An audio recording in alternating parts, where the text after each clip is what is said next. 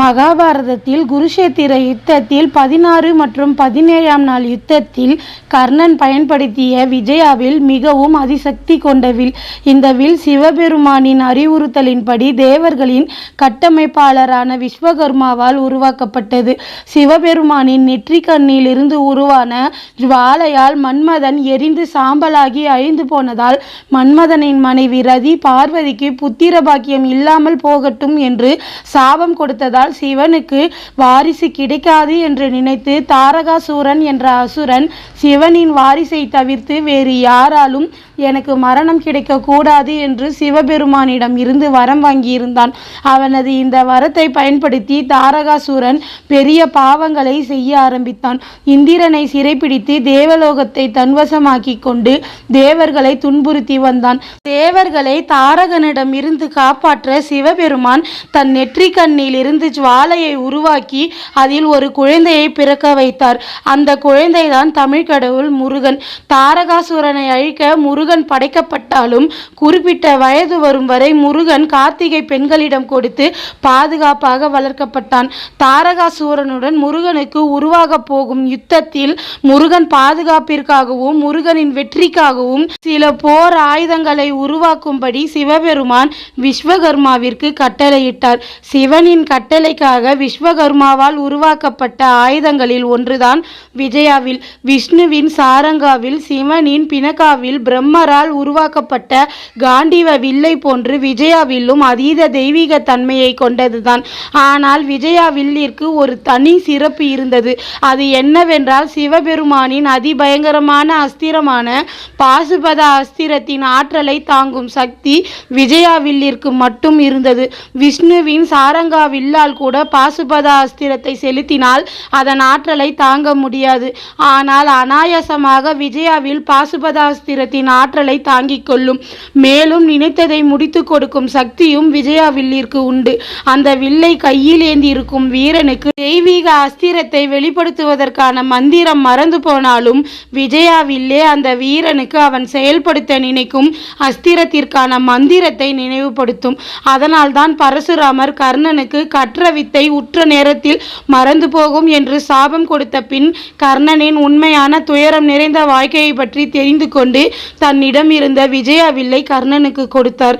சரியான சமயம் வரும்போது கர்ணனுக்கு தெய்வீக சக்தி கொண்ட அஸ்திரங்களை வெளிப்படுத்தும் மந்திரம் மறந்து போனாலும் விஜயாவில்லின் துணையோடு கர்ணன் அந்த மந்திர சொல்லை மீண்டும் நினைவுபடுத்த உதவுமே என்று நினைத்து கர்ணனுக்கு விஜயாவில்லை கொடுத்தார் பரசுராமர். 17ஆம் நாள் யுத்த காலத்தில் கர்ணன் தன் தேரின் சக்கரம் மண்ணில் புதைந்ததால் அதை வெளியே எடுக்க முயற்சி செய்து கொண்டிருந்த போது கர்ணனை கொல்லுமாறு அர்ஜுனனை கிருஷ்ணர் வற்புறுத்தியதற்கு காரணமும் இதுதான். கர்ணன் தன் தேரை சரி செய்யும் வரை அர்ஜுனன் பொறுத்திருந்தால் அந்த சமயத்தில் கர்ணன் தன் விஜயாவில்லை தனது கைகளில் எடுத்துவிட்டால் பரசுராமரின் சாபத்தையும் மீறி கர்ணனுக்கு சக்தி வாய்ந்த அஸ்திரங்களின் மந்திரத்தை விஜயாவில்லை நினைவுபடுத்திவிடும். அது அர்ஜுனன் உயிருக்கே ஆபத்தாக போய் முடிந்துவிடும். அதனால் தான் கிருஷ்ணர் அர்ஜுனனை வற்புறுத்தி ஆயுதமில்லாத நிலையில் கர்ணனை கொல்ல வைத்தார். சிவபெருமான் சொல்லி விஸ்வகர்மாவால் கார்த்திகேயனுக்காக உருவாக்கப்பட்ட விஜயாவில் எப்படி பரசுராமருக்கு கிடைத்தது?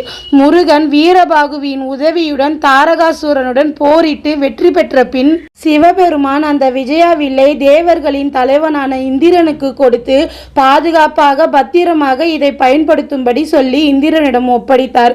விஷ்ணு பகவான் பரசுராமர் அவதாரம் எடுத்த போது தீமை குணம் கொண்ட சத்திரியர்களை அழிக்க பரசுராமர் யுத்தம் துவங்கிய போது பரசுராமருக்கு உதவியாக இருக்கும் என்று நினைத்து இந்திரன் தன்னிடம் இருந்த விஜயாவில்லை பரசுராமருக்கு கொடுத்தார்.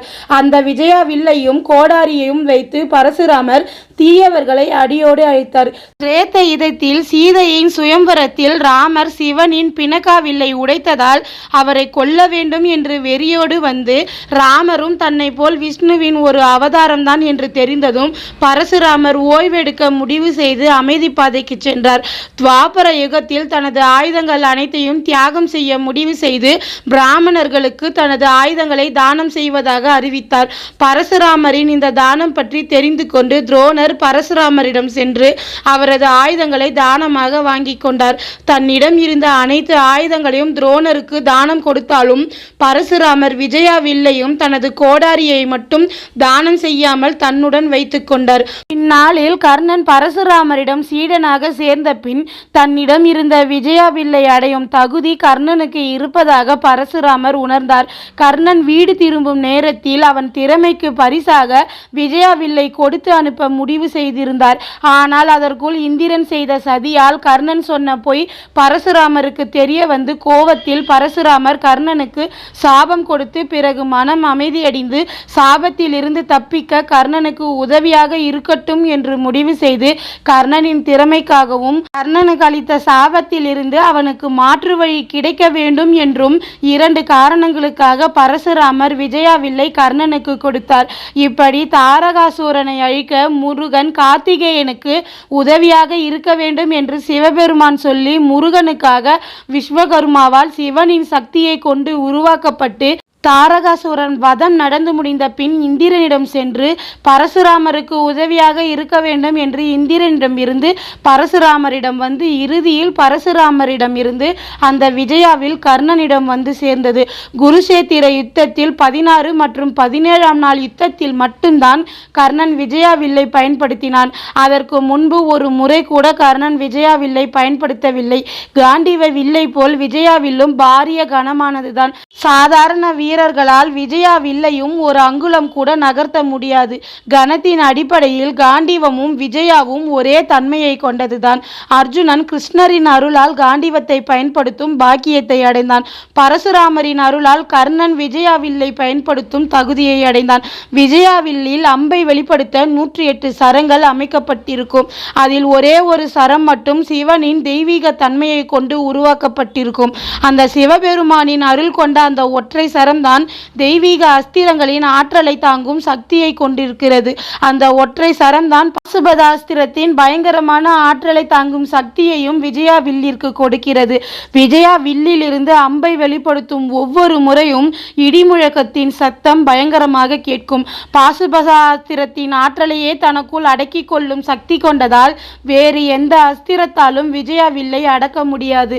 அதனால் தான் கிருஷ்ணர் அர்ஜுனனிடம் கர்ணன் விஜயா வில்லை தன் கரங்களில் ஏந்தி இருக்கும் வரை 3 உலகத்தை சேர்ந்த எந்த வீரனாலும் கர்ணனை தோற்கடிக்கவோ வீழ்த்தவோ முடியாது என்று சொன்னார். கர்ணன் தன் விஜயா வில்லை மீண்டும் கையில் எடுப்பதற்குள் அர்ஜுனனை அவசரப்படுத்தி கர்ணனை ஆயுதமற்ற நிலையிலேயே கொல்ல வைத்தார். அர்ஜுனனிடம் இருந்த காண்டீவ வில்லை போலவே கர்ணனிடம் இருந்த விஜயா வில்லும் சக்தி வாய்ந்ததுதான். ஆனால் அர்ஜுனன் அனைத்து இடங்களிலும் காண்டீவ வில்லை பயன்படுத்தி தன் திறமையை வெளிப்படுத்தி கொண்டிருந்தான். ஆனால் கர்ணன் 17, 16ஆம் நாள் யுத்தத்தை தவிர்த்து வேறு எந்த இடத்திலும் விஜயா வில்லை பயன்படுத்தவில்லை. தன் திறமை மீது நம்பிக்கை வைத்து அவனிடம் இருந்த சாதாரண வில்லை மட்டும்தான் பயன்படுத்தி யுத்தம் செய்தான்.